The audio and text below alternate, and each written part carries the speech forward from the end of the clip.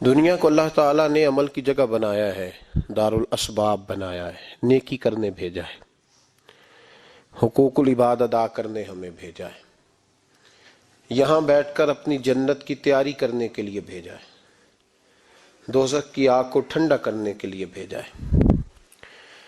یہ جو مزاج امت مسلمہ نے اپنایا ہے کہ دنیا جمع کرنا، دولت اکٹھی کرنا، اپنی زندگی کی دوڑ پیسوں سے شروع کرنا اور پیسوں پہ ختم کرنا، اس کو پسند نہیں کیا نہ اللہ نے نہ اللہ کے رسول صلی اللہ علیہ وسلم۔ رزق حلال کمانے کو عبادت کہا، لیکن مقصود رزق حلال نہیں، مقصود اللہ کی ذات ہے، مقصود اللہ کے رسول صلی اللہ علیہ وسلم کی ذات ہے۔ ہمارے ہاں بڑی ترتیب کے ساتھ یہ چیز نسل در نسل منتقل ہو رہی ہے کہ پیسہ کیسے جمع کرنا ہے۔ بچہ بڑا سیٹ ہے جی، کس طرح سیٹ ہے؟ کہتے ہیں ڈھیر سارے پیسے کماتا ہے، امپورٹ ایکسپورٹ کا بزنس ہے، مال بھیجتا بھی ہے، منگاتا بھی ہے، بڑا سیٹ ہے۔ تو بچے سے پوچھا بیٹے تیرا کیا حال ہے، تو سیٹ ہے؟ کہتا بڑی تکلیف میں ہوں، سوتا بھی ہوں تو کانوں میں فون کی گھنٹیاں بجتی رہتی، آزمائش کا شکار ہوں، صبح و شام تکلیفوں میں وقت بیتتا ہے۔ یہ کس طرح کا سیٹ ہے بچہ؟ ہماری منصوبہ بندی ہوتی ہے کہ بچے کو ایسی جگہ لگانا ہے جہاں سے وہ جھاڑو کے ساتھ پیسے اکٹھے کر سکے۔ کیسے وہ سیٹ ہوگا؟ کس طرح کر کے نظام چلے گا؟ رزق حلال کمانے کو حضور صلی اللہ علیہ وسلم نے عبادت کا درجہ دیا ہے۔ نبی پاک صلی اللہ علیہ وسلم نے حقوق العباد ادا کرنے کو بھی اللہ کے قرب کا ذریعہ بنایا ہے، اور میں نے عرض کی کہ یہ تو صرف منزل نہیں ہے، یہ تو راستہ ہے، یہ تو سفر ہے۔ جو لوگ سفر کوئی منزل بنا لیتے ہیں وہ نادان ہوتے ہیں۔ نبی کریم سید عالم صلی اللہ علیہ وسلم کی خدمت میں عرض کیا گیا کہ یا رسول اللہ صلی اللہ علیہ وسلم، کچھ لوگ کہتے ہیں ہم شادی نہیں کریں گے، گھر نہیں بسائیں گے، بچے نہیں پیدا کریں گے، ہم صرف عبادت کریں گے، دن کو روزہ رکھیں گے، رات کو نفل پڑھیں گے، کوئی نکاح نہیں کریں گے، کچھ نہیں کریں گے۔ تو نبی پاک صلی اللہ علیہ وسلم نے فرمایا ان سے کہو کہ تمہارے لیے بہترین زندگی وہ ہے جو میں نے تمہارے سامنے گزاری ہے۔ میں آرام بھی کرتا ہوں، نکاح بھی کرتا ہوں، عورتوں کا حق بھی ادا کرتا ہوں، میں اپنے بچوں کی دیکھ بھال بھی کرتا ہوں۔ فرمایا تم پر تمہارے خدا کا اگر حق ہے تو تمہارے نفس کا بھی تم پر حق ہے، تمہاری آنکھ کا بھی حق ہے، وہ آرام کرنا چاہتی ہے۔ یہ ساری ترتیب ہمیں نبی پاک صلی اللہ علیہ وسلم نے دی، لیکن ہمیں فرمایا کہ مقصود تمہارا خدا ہے، مقصود تمہارے رب کی رضا ہے، تمہارے نبی پاک علیہ السلام کی غلامی تمہاری منزل ہے۔ اتنا لمبا چوڑا معاملہ جو فقط دنیا کا ہم نے بنا لیا ہے، اور پھر اس دنیا اصل جو محبت ہے نا، وہ بیس جو ہے وہ دولت کی محبت ہے، رشتے دولت کے، ناطے دولت کے، تعلقات دولت کے، اسلام دعا دولت کی۔ میرے محبوب علیہ الصلوۃ والسلام نے فرمایا حب الدنیا رأسۃ کل خطیئہ، یہ جو دنیا کی محبت ہے نا، یہ ہر گناہ کی جڑ ہے۔ جب انسان دنیا کی دولت سے پیار کرنے لگ جاتا ہے، پھر وہ قتل بھی کرتا ہے، پھر وہ ظلم بھی کرتا ہے، پھر وہ زیادتی بھی کرتا ہے، پھر وہ حرام بھی کھاتا ہے، پھر وہ یتیم کو بھی لوٹتا ہے، پھر بیوہ کا مال کھانا بھی اسے پریشان نہیں کرتا، پھر کروڑوں روپیہ ہضم کر لیتا ہے، لکڑ پتھر ہر چیز اس کو ہضم ہونے لگتی ہے۔ اصل بات یہ ہے کہ اسے محبت دنیا کی دولت سے ہو گئی ہے۔ ایک بزرگ کے پاس ایک نوجوان آیا، اس نے کہا حضرت جی میرا نماز میں دل نہیں لگتا۔ تو بزرگ فرمانے لگے تیرا مسئلہ اصل یہ نہیں، تیرا مسئلہ اور ہے۔ نے کہا حضور سمجھا دیں۔ تو وہ فرمانے لگے کچھ بندے ایسے ہیں جو تمہیں ٹیلی فون کرتے ہیں اور تم ان کا فون نہیں اٹھاتے، اور کچھ ایسے ہیں جن کو تم دن میں خود 3 دفعہ فون کر کے حال پوچھتے ہو۔ حضور کیا مطلب؟ فرمانے لگے جس سے پیار نہیں نا، اس سے اظہار بیزاری ہے، تو اس کا فون بجتا رہے تو کہتے ہیں میں تھا نہیں، میں موجود نہیں تھا، فون چارجنگ پہ تھا، گھر چھوڑ گیا تھا، بہانہ ہے۔ اور جس سے محبت ہے اس کو ٹیلی فون کر کے کہتے ہیں آپ پریشان تو نہیں ہوتے؟ بس میرا سلام لینے کو دل کر رہا تھا۔ فرمانے لگے کہ تیرا اصل مسئلہ یہ ہے کہ تو نے محبت نہیں کی اللہ رسول سے. اگر تیرا خدا رسول سے پیار ہوتا تو یہ جملہ کیسے آتا کہ نماز کو دل نہیں کرتا؟ پھر تو تیرا تہجد کو بھی دل کرتا, پھر تو تیرا ہر وقت قرآن پاک سینے سے چمٹائے رکھنے کو دل کرتا, اس لیے کہ تیرا مقصود اللہ کی ذات ہوتی. چونکہ مقصود دنیا داری ہے, مقصود دولت بنا لیا معاذ اللہ, مقصود ایک رنگ بنا لیا ہے, اس کا نقصان قوم اٹھا رہی ہے. نقصان رشتوں میں, نعتوں میں حسن نہیں رہا, پیار نہیں رہا, ترتیب نہیں رہی. ایک ناروے سے دوست نے فون کیا, مجھے کہنے لگے آپ بڑی تقریریں کرتے ہیں, کوئی ہمارے حق میں بھی کر دو. تو میں نے کہا کہ آپ کو کیا ہے؟ کہنے لگے آپ پردیسیوں کی مجبوریاں نہیں سمجھتے. میں نے کہا کیا ہوا؟ کہنے لگے حضرت جی شکوہ ہے کہ ہمارے اپنے ہمیں جب بھی فون کرتے ہیں وہ یہ نہیں پوچھتے کہ شام کا کھانا کھایا ہے کہ نہیں کھایا. وہ کہتے ہیں وہ شادی آ گئی ہے تو جلدی کرو, پیسے بھیج دو, فٹافٹ کرو. کہتے ہیں کبھی کسی نے ہم سے ہمارا حال ہی نہیں پوچھا, کبھی کسی نے یہ غور ہی نہیں کیا کہ وہ پردیس میں گیا ہے اور انشاءاللہ پردیسی کوئی بھی نہ تھی وے ککھ جنا تو پارے تاڑی مار اڑانا باہو اسی آپ ہی اڈن ہارے. تو تیار بیٹھے ہیں, حال ہی کوئی نہیں پردیس میں. یہاں حال یہ ہے کہ جو فون کرتا ہے, ایک بزرگ کہنے لگے کہ 22-23 سال دیے ہیں پردیس کو, تو اپنی ہی بیوی کو فون کیا ہے کہ اب نہیں ہوتا, گھٹنوں میں درد رہتا ہے, کمر کمزور ہو گئی ہے, اب میرا دل کرتا ہے گھر آؤں اور میں اپنے گھر میں بیٹھ کے بچوں کے بیچ بیٹھ کے روٹی کھاؤں. اعصاب کمزور ہو گئے ہیں, دل کی دھڑکن تیز رہتی, پتہ نہیں کب وقت آ جائے. تو کہتے ہیں میری بیوی جسے میرے دکھ سکھ کا ساتھی ہونا چاہیے, وہ کہتی ہے چلیں 3-4 سال اور لگا لیں پھر آ جانا. وہ بھائی کیا اس شخص کے ساتھ کیا تعلق ہے؟ اس کا بھائی اسے فون کرتا ہے تو کہتا ہے میں پیسے دے دوں گا, جب آؤ نا تو ایک موبائل ضرور لے آنا.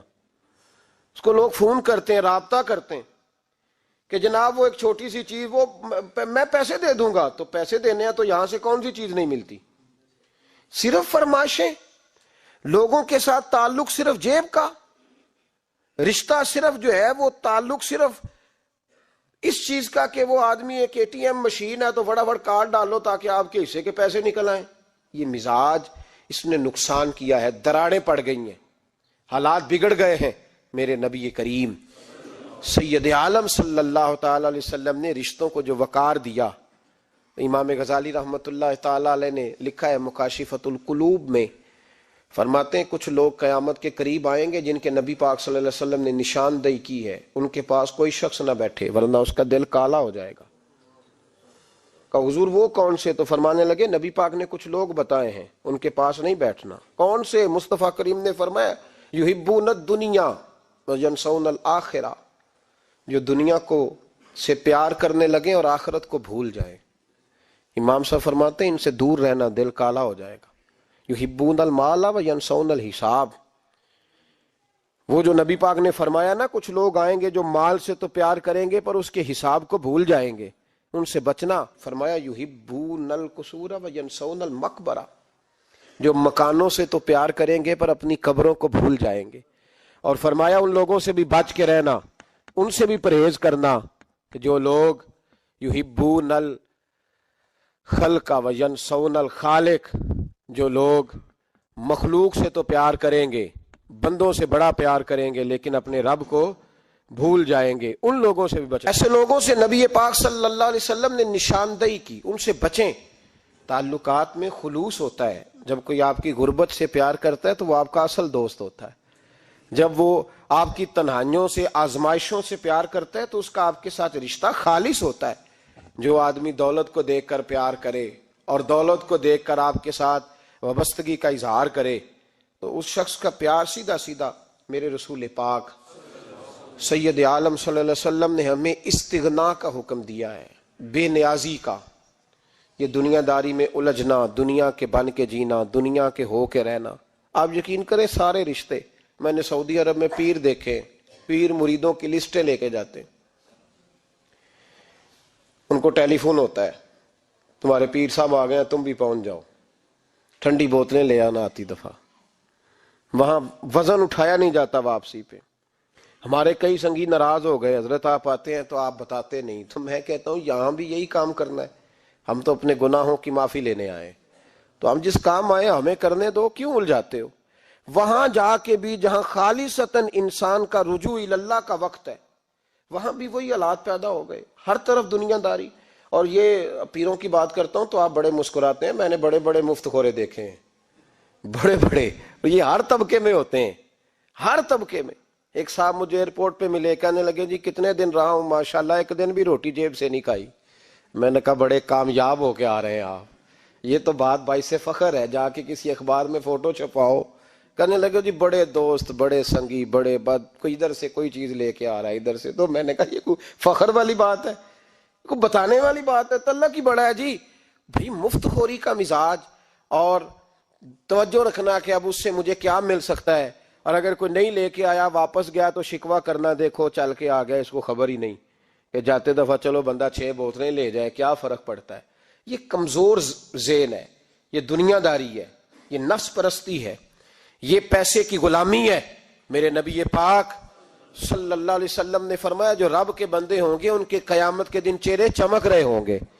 تو یا رسول اللہ صلی اللہ علیہ وسلم اس کے علاوہ بھی کچھ بندے ہیں؟ فرمایا لعن عبد الدنیا وعبد الدرہم، فرمایا کچھ دنیا کے بندے ہیں، کچھ درہم کے بندے ہیں، ترجمہ یوں کر لو کچھ ڈالروں کے بندے ہیں۔ یہ حدیث مشکات میں موجود ہے، ڈالر کے، ریال کے، لاکھ کے، کروڑ کے بندے۔ حضور وہ کون ہے؟ فرمایا لعن عبد الدنیا وعبد الدرہم، جو دنیا کا اور دولت کا بندہ بنے وہ لعنتی ہے، ملعون ہے۔ یہ خدا کا بندہ رہا ہی نہیں، یہ پیسوں کا بندہ بن گیا ہے، دولت کا بندہ بن گیا ہے، اس کا معیار بدل گیا ہے۔ حضرت سالم بن عبداللہ بن عمر، حضرت عمر فاروق کے پوتے تھے، کعبے کا طواف کر رہے تھے، طواف مکمل ہوا، 8واں استلام کر کے مقام ابراہیم کے پاس نماز پڑھنے لگے تو خلیفہ وقت کا آ گیا، گورنر، السلام علیکم کے بعد اس نے فوراً بات چھیڑی، کہنے لگا حضور کوئی حکم ہو تو بتائیے گا۔ تو آپ کہنے لگے تو بڑا ہی بیوقوف ہے یار، تجھے کس نے گورنر بنایا؟ بڑا تو بیوقوف ہے، تجھے تو سلیقہ ہی نہیں بات کرنے کا۔ حضور کیا ہوا؟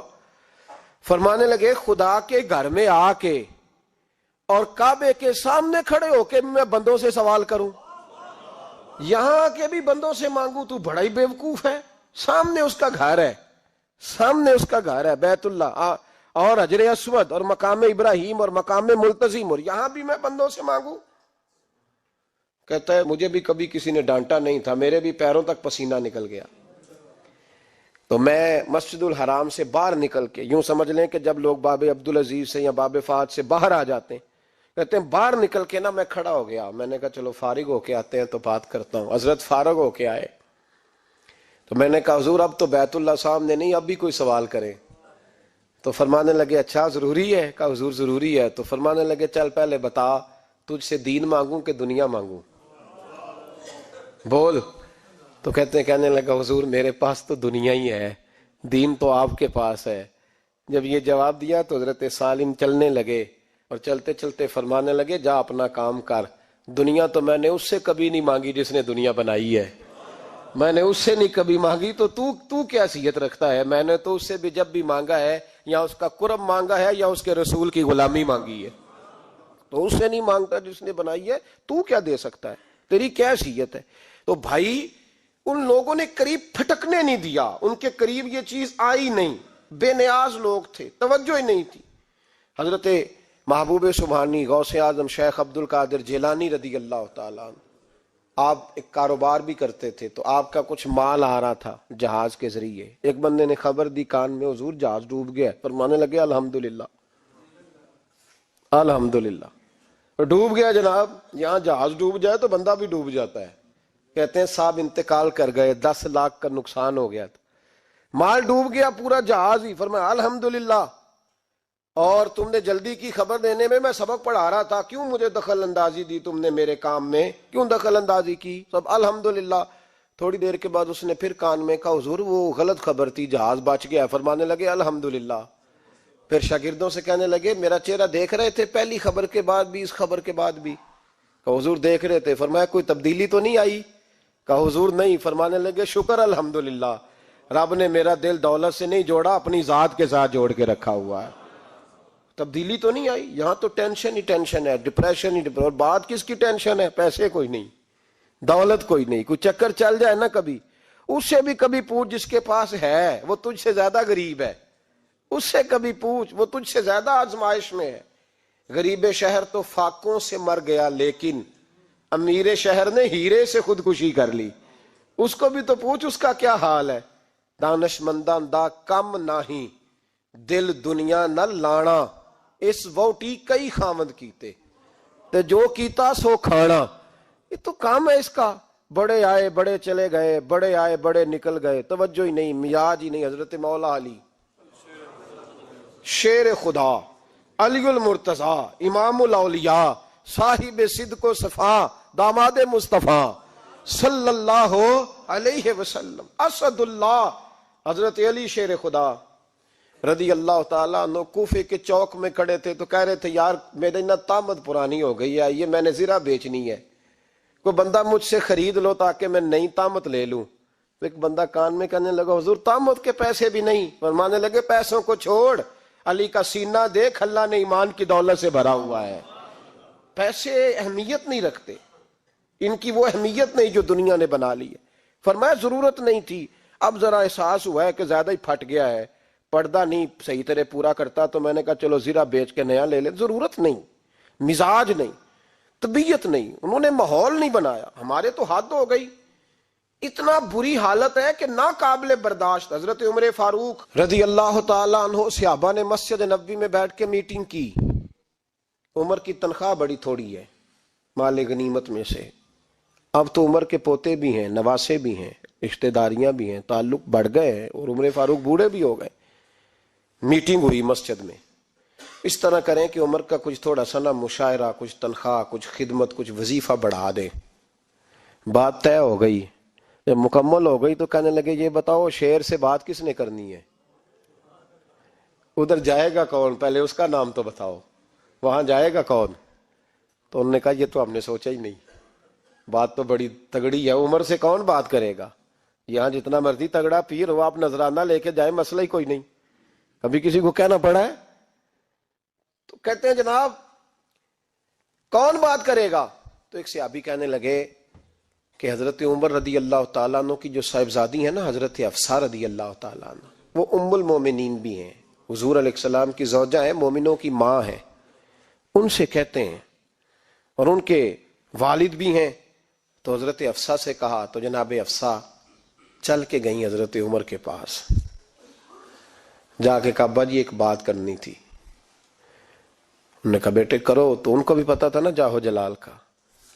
کہنے لگے ابا جی مسجد نبوی میں صحابہ کی میٹنگ ہوئی ہے, ایک ہی محلے میں ایک ہی شہر میں لوگ رہتے ہیں تو ایک دوسروں کی خرچوں کا ضروریات کا پتہ ہے. کہتی ہے میں نے پس منظر سارا کر کے بات کی. میں نے کہا سب کو پتہ ہے کہ آپ کے خرچے بڑے بڑھ گئے ہیں, تو مجھے نا انہوں نے حضور کی زوجہ سمجھ کے, قابل احترام سمجھ کے میری ذمہ لگایا ہے کہ تھوڑے سے پیسے آپ کے بڑھانے ہیں. تو حضرت عمر فاروق رضی اللہ تعالیٰ عنہ کی صاحبزادی کہتے ہیں عمر کو اتنا جلال آیا کہ اٹھ کے کھڑے ہو گئے. کہنے لگے حفصہ ان لوگوں کے نام بتا, میں انہیں دروں سے ماروں گا, اور اس طرح ماروں گا کہ ان کی کمر پہ نشان پڑے, ان کی کمروں پہ نشان پڑے, اس انداز میں درے ماروں گا کہ مجھے زخم نظر آئے. کہا ابا جی اتنا جلال کس بات کا, سادی سی بات ہے. تو سیدنا عمر فاروق رو پڑے, کہنے لگے سادی سی بات ہے, میرے لیے مسجد نبوی میں بیٹھ کے میٹنگ ہوتی رہی کہ عمر کو دولت دینی ہے. لوگوں نے یہ مجھے سمجھ لیا ہے, مسجد نبوی میں بیٹھ کر میرے لیے یہ میٹنگ ہوتی رہی کہ عمر کو پیسے دینے ہیں, اس کو دولت کے ساتھ ہم نے نواز رہے. مسجد نبوی میں میرے لیے کس کو یہ جرت ہوئی. فرمائے حفصہ کاش کہ تو میرے پاس پیغام لے کے نہ آتی, کوئی اور آتا اور پھر میں اسے دروں سے مارتا. حضرت حفصہ کہتی ہے میں خاموش ہوئی تو میری طرف دیکھ کے فرمانے لگے بتا نا, تو نبی پاک کے گھر میں رہتی تھی, میرے مصطفیٰ کا طریقہ کیا تھا, کرنا بات اس طریقے پہ میرے ساتھ گفتگو کر. تو حضرت حفصہ کہتی میں رو پڑی. میں نے کہا ابا جی غلطی ہو گئی, آئندہ نہیں کروں گی. بھائی معیار بنایا ہوا تھا. آپ یقین کریں ہمارے تعلقات آپ شادی پہ دیکھ لیں, جو غریب رشتہ دار ہے اسے کون بنانے جاتا ہے, لیکن ساری برادری کٹھی اس کے دروازے پہ بیٹھی ہے، جس نے آنا ہے تو کچھ لے کے آنا ہے۔ ہر چیز دولت میں تلے گی، معیار ہی دولت بن گیا ہے، مقصود ہی دولت بن گیا ہے۔ اس پیسے نے، اس دنیا داری نے، دنیا دار پجاری زردے کتیاں دے گل ٹلی ہو، اتنا سخت رویہ لوگوں نے اپنا لیا، رشتوں کا تقدس نہیں رہا۔ ایک مجلس میں نے ایسا رنگ بھی دیکھا، ایک ایسا شخص جسے میں ذاتی طور پہ جانتا ہوں کہ عالم بھی ہے، پرہیزگار بھی ہے، نیک بھی ہے، وہ بھی بیٹھا تھا اور اس کے ساتھ ایک سیٹھ بھی بیٹھا تھا، لیکن جو لوگوں کا عقیدت کا رشتہ اس درویش کے ساتھ ہونا چاہیے تھا وہ سیٹھ کے ساتھ تھا۔ تو میں غور کر رہا تھا کہ یار قوم کا ذہن کس طرح کا ہو گیا، صرف اس کے ہاتھ میں پیسے، صرف دولت مند ہے، اس آدمی کی درویشی بھی گئی، علم بھی گیا، تقوی بھی گیا، صرف پیسے نہیں ہے اس کے پاس تو وہ کونے میں لگا ہوا ہے، اور اس سے لوگ بچ بچ کے سلام۔ اور میں کہا کرتا ہوں عقیدت کا پتہ چلتا ہی تب ہے جب اجتماع ہوتا ہے۔ اکیلے درویش بیٹھے ہیں تو سب جھک کے سلام لیتے ہیں، اور جب وہ 2 MNA کے بیچ، 3 MPA کے بیچ، 5-7 سیٹھوں کے بیچ بیٹھے گا، پھر تیری عقیدت کا پتہ چلے گا، پھر پتہ چلے گا تیرا اللہ کے بندے سے رشتہ کس طرح کا ہے اور دولت کے بندے کے ساتھ رشتہ کس طرح کا۔ ہمارے رویوں کے اندر یہ فرق ہے کہ ہم اس وقت آدمی کو تولتے ہیں کہ اس کے پاس دولت کس طرح کی ہے۔ وقت کے امیر تھے حضرت عمر بن عبدالعزیز، توجہ ہے میری بات پر؟ حضرت عمر بن عبدالعزیز بادشاہ تھے۔ اب ہم لوگوں نے بھی بچوں کا بہانہ لگایا ہوا ہے نا، بس جی وہ میں چاہتا ہوں بچوں کا کچھ بن جائے، تو بچے بالغ ہو گئے تو کرا نہ رجسٹریاں ان کے نام، فارغ ہو جاؤ، آ جاؤ مسجد میں چھوڑو، لیکن پھر بھی کنجیاں دینے کو دل نہیں کرتا، پھر بھی بابا جی کی پیالیوں سے مرنے کے بعد پیسے نکلتے ہیں، پھر بھی ان کے تکیے کے بیچ سے بھی کچھ وہ نوٹ نکل آتے ہیں جو اب چلتے بھی نہیں، گزر گیا زمانہ، جو لگتے ہی نہیں۔ بزرگ ناراض نہ ہو جائیں، لیکن جو بات کر رہا ہوں بہرحال اس کے پیچھے کچھ پس منظر ہے، یہ بھی بہانہ ہے۔ بینک بیلنس اپنے نام، زمین جائیداد ساری اپنے نام، اور کمائی کس کے لیے کر رہا ہے؟ بچوں کے لیے۔ نام کس کا لے رہا ہے؟ بچوں کا۔ یہ کس طرح کا بچوں؟ بہانہ نہ لگاؤ، صاف کہو کہ اپنے لیے کما رہا ہوں، صاف کہو۔ کیوں بچوں کا نام لیتے ہو جب ہر چیز کی کنجی تو رکھی ہوئی ہے باندھ کے اپنے ساتھ؟ حضرت عمر بن عبدالعزیز بادشاہ تھے۔ آواز دی، گھر میں بیٹھے، بیٹی پانی کا پیالہ تو لاؤ۔ بیٹی خاموش ہو گئی، ساتھ والا کمرہ بیٹی کا۔ پھر آواز دی، بیٹے سن رہی ہو؟ کہ ابا جی سن رہی ہوں، پانی کا پیالہ دینا۔ بیٹی خاموش ہو گئی۔ تیسری آواز دی تو زوجہ پانی لے کے آ گئی۔ میں کہا حضور پانی۔ حضرت عمر بن عبدالعزیز کو غصہ آیا، کہنے لگے بچے کس لیے ہیں، وہ خود کیوں نہیں آئی؟ اب وہ اتنی نافرمان ہو گئی ہے کہ ایک پیالہ پانی کا باپ کو نہیں دے سکتی، کیوں نہیں آئی؟ تو زوجہ کہنے لگی چلیں درگزر کریں۔ اس نے کہا ابا کو نہیں بتانا، پی لے۔ کیوں نہیں بتانا؟ بتاؤ کیوں نہیں آئی؟ میں نے اس کو پکارا تھا، تمہیں پکارتا تو تم آتی، تمہیں بتانا پڑے گا۔ جب بات ذرا آگے بڑھی تو ماں تھی نا، بات بیٹی کی تھی، تو اماں رو پڑی، آنکھوں میں آنسو آئے۔ کہا کیوں روئی ہو؟ کہنے لگی بیٹی کا پجامہ پھٹ گیا، دوسرا ہے نہیں، اور آپ لے کے بھی نہیں دیتے، کمرے میں بیٹھ کے تو پجامہ سی رہی ہے۔ تو کہہ رہی تھی ابا کو بتانا نا، انہیں تکلیف ہوگی۔ تو وہ اس کے پاس دوسرا ہوتا تو آ جاتی، ایک ہی تھا، تو اس لیے نہیں آئی۔ حضرت عمر بن عبدالعزیز اٹھے، سر سجدے میں رکھا، کہنے لگے یا اللہ تیرا شکر ہے، تو نے میرے بچوں کو بقدر ضرورت روزی عطا فرمائی ہے، یا اللہ تیرا شکر ہے۔ ایک روایت میں نے پڑھی، کلیجہ منہ کو آیا، مصطفیٰ کریم بیٹھے تھے، تو سیدہ عائشہ صدیقہ رضی اللہ تعالیٰ نے عرض کی یا رسول اللہ صلی اللہ علیہ وسلم وہ دیکھیں سیدہ فاطمہ آ گئی ہیں، وہ دیکھیں بی بی صاحبہ بغیر بتائے آ گئیں۔ حضرت فاطمہ الزہرا آئی تو حضور نے فرمایا فاطمہ بغیر اطلاع کے؟ حضور چھوٹا سا کام تھا۔ کیسے آئی ہو؟ تو بی بی صاحبہ نے نا، عورتوں کا پلو ہوتا ہے نا چادر کا، پلو کھولا تو ایک روٹی بندھی ہوئی تھی، ایک روٹی چادر میں، یہاں لوگ زیور باندھتے ہیں، دولت باندھتے ہیں، ایک روٹی حضرت فاطمہ نے پلو میں باندھی، کھول کے پیش کی۔ کہ بیٹے یہ کیا ہے؟ کہ ابا جی کئی دنوں سے گھر میں روٹی نہیں پکی تھی، آج علی کچھ جون لائے تھے، پیسے ہیں، چند روٹیاں بنی ہیں۔ تو بچوں نے تو کھا لیا، تو میرے سامنے بھی ایک روٹی آئی تھی، میں نے لقمہ توڑا ہے تو مجھے خیال آیا پتہ نہیں مصطفیٰ نے کھایا ہے کہ نہیں کھایا، پتہ نہیں حضور نے روٹی کھائی ہے کہ نہیں، میں لے کے حاضر ہو گئی ہوں، مہربانی فرمائیں۔ تو فرمایا بیٹے بیٹھ جا۔ حضرت فاطمہ بھی بیٹھ گئی، سیدہ عائشہ کہتی ہیں حضور بھی بیٹھ گئے۔ فرمایا فاطمہ کتنے دنوں سے نہیں کھایا؟ عرض کی حضور 3 دن سے۔ فرمایا بیٹے میں نے 5 دن سے نہیں کھایا، آ جا۔ دونوں باپ بیٹی مل کے کھاتے ہیں۔ روٹی 2 حصوں میں حضور نے بانٹی، فرمایا چلا دی تو کھا، آدھی میں کھاتا ہوں۔ حضرت فاطمہ نے لقمہ توڑ کے منہ میں رکھا تو رو پڑی، حضور 5 دن سے نہیں کھائی۔ فرمایا بیٹے چپ کر، ہمارا دنیا سے کیا تعلق، ایک پل رہ گیا ہے، بس اللہ پھر جنت کی ساری نعمتیں عطا فرما۔ رونے والی بات ہی نہیں ہے اس میں، بس ہمارا کیا تعلق، ایک پل ہے، پھر مالک بڑا کچھ عطا کرے گا۔ او بھائی، جو کائنات کے مالک و مختار تھے، جو ابرو کا اشارہ کرے تو حضرت جبریل جنت کی نعمتیں لے کے آ جائیں، انہوں نے تو دنیا کی جانب توجہ ہی نہیں کی، ان کا تو خیال ہی نہیں آیا، دنیا ہی دنیا، دولت ہی دولت، ہر آدمی دولت کے ترازو میں تلنے لگا ہے۔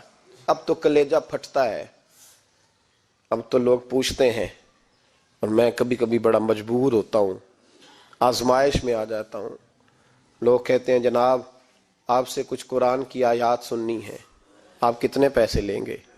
کچھ حدیثیں سننی ہیں، کیا اس کا معاوضہ ہوگا؟ آپ سے اس نبی کا نام سننا ہے جس کا آپ کھاتے ہیں، جس کے نام پر آپ نے عزتیں لی ہیں، ان کا نام سننا ہے، آپ کا ریٹ کتنا ہے، آپ کتنے میں بیچیں گے؟ وہ نعت جو غذا ہے وہ کتنے میں بکے گی؟ جب دنیا داری کا یہ حشر ہو جائے کہ وہ رسول اگر ان کا نام نہ رہے تو ہماری سانسیں ہی نہ چلیں، ان کا نام بھی جب اس طرح کمرشل کر کے لیا جائے اور اس طرح وہ چیزیں بھی ریٹ میں آ جائیں، تو بھائی اس سے بڑی اور دنیا داری کیا ہوگی؟ میرے رسول کریم سید عالم نور مجسم صلی اللہ علیہ وسلم نے اس دنیا کو محبوب نہیں رکھا، قاری نہیں بنایا، ماحول ہی نہیں بنایا۔ حضرت عیسیٰ علیہ الصلوۃ والسلام کی 450 سال عمر، کتنی؟ 4.5 نہیں، میں نے کہا 450 سال حضرت عیسیٰ نے شادی نہیں کی، گھر ہی نہیں بنایا، ایک پیالہ ہوتا تھا پانی پینے کا، ایک تکیہ ہوتا تھا۔ ایک دن ایک بندے کو دیکھا کہ وہ بازو کا تکیہ بنا کے سو رہا ہے، تو حضرت عیسیٰ نے وہ تکیہ بھی خیرات کر دیا، کہنے لگے اس کے بغیر بھی کام چل جائے گا۔ ایک پیالہ تھا پانی پینے کا، ایک دن دیکھا ایک آدمی چلو میں پانی پی رہا ہے، تو وہ پیالہ بھی اللہ کے راستے میں دے دیا، کہنے لگے اس کے بغیر بھی کام چلتا ہے۔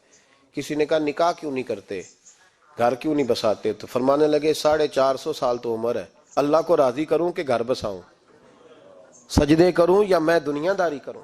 بھائی اسلام نے آپ کے لیے سہولت کر دی، میرے لیے آسانی کر دی، یہ تیرا بچے پالنا بھی عبادت ہے، تیرا گھر بار چلانا بھی دینداری ہے، لیکن مقصود نہ اس کو بنا، اس کو مقصود نہ بنا، دنیا داری میں اتنا الجھ نہ، بقدر ضرورت لے، اس طرح کا رویہ اختیار نہ کر۔ اور ایسا ہو سکتا ہے، ابھی چند سال ہوئے مولانا عبدالستار خان نیازی علیہ رحمہ نے پردہ کیا، وفاقی وزیر رہا وہ شخص، زمانہ بتایا، پاکستان کی میلی سیاست کے اندر رہ کے وقت گزارا، لیکن جب ان کا جنازہ اٹھا تو ان کے اکاؤنٹ میں اتنے پیسے نہیں تھے کہ کفن کا کپڑا بھی خریدا جا سکے، کفن کے کپڑے کا بھی پیسہ نہیں تھا۔ او بھائی یہ لوگ ہیں یار، وفاقی درجے کا شخص ہو کے گزرے اور وزارتیں اس کے آگے پیچھے بھاگیں، اور ہر الیکشن میں وہ بندہ ایم این اے کی سیٹ جیت جائے، اور پھر رخصتی کا وقت آئے تو اس کا حال یہ ہو کہ کوئی شخص کہے کہ چلو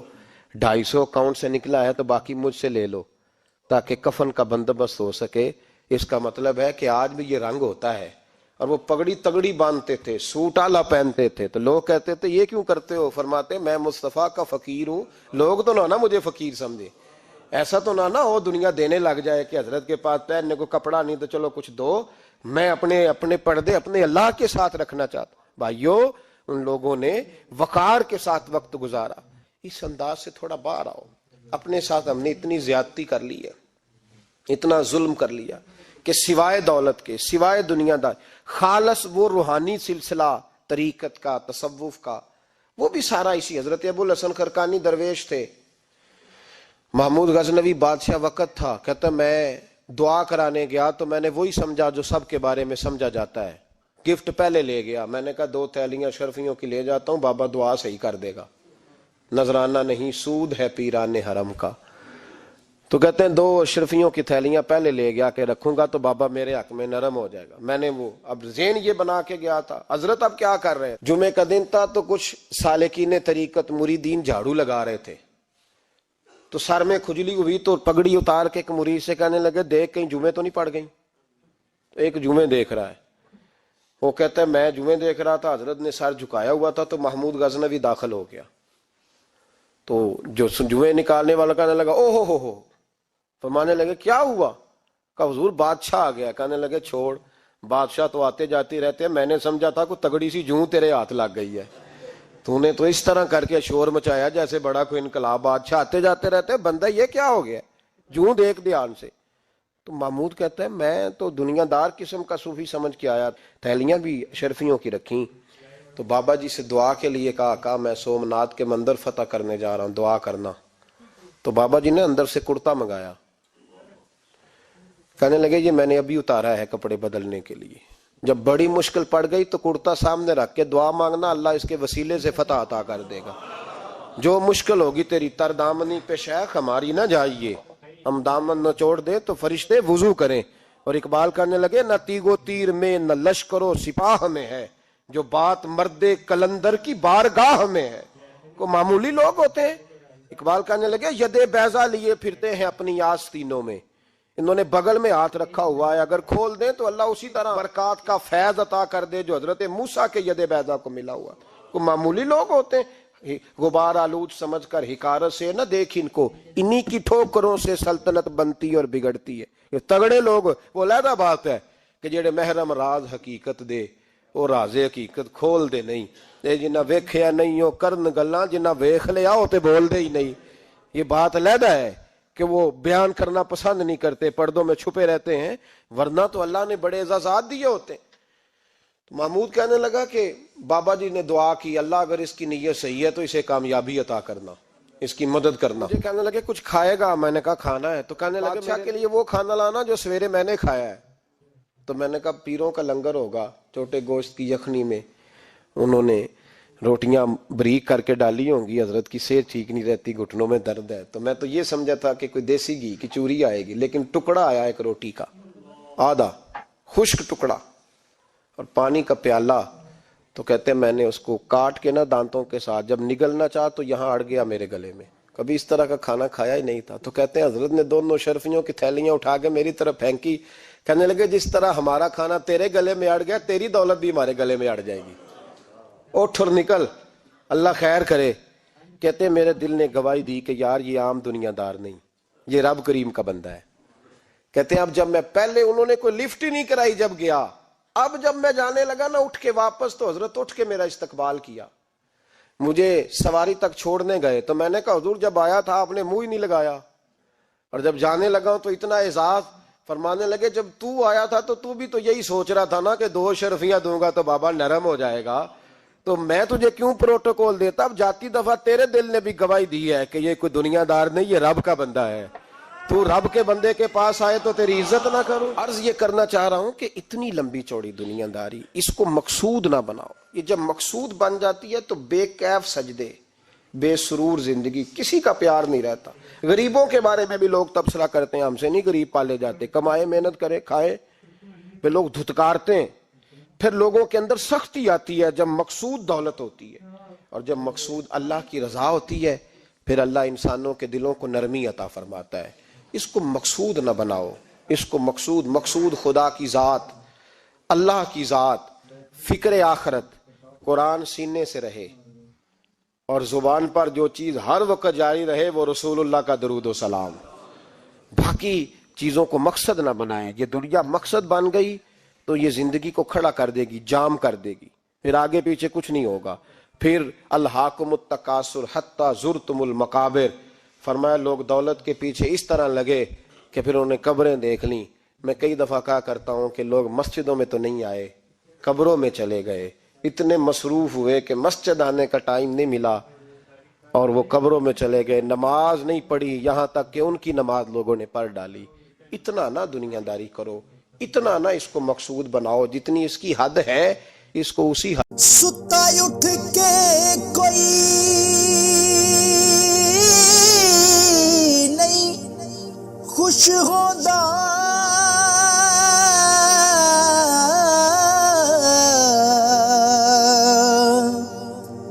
बड़े सुते जगा के मैं वेख्या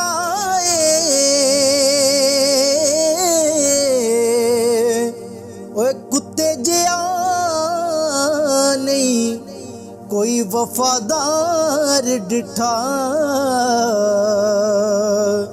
ते टुकर सुक्का भी पाके